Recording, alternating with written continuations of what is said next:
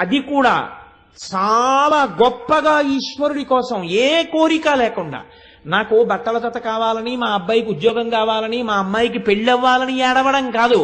ఒక్కసారి ఈశ్వరా నా కంటికి కనపడవా అని ఏడిచేవాడుంటే వాడి కోసం శివుడు సిద్ధంగా ఉన్నాడు.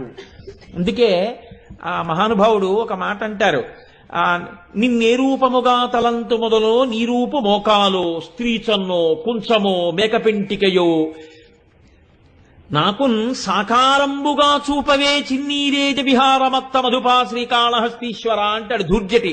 నువ్వు భక్తులను అనుగ్రహించడానికి రకరకాలుగా కనపడ్డావు, ఈ భక్తుణ్ణి కూడా అనుగ్రహించడానికి ఒక్కసారి సాకారంగా కనపడవయ్యా శంకర అని ఏడిచాడు. అంతే.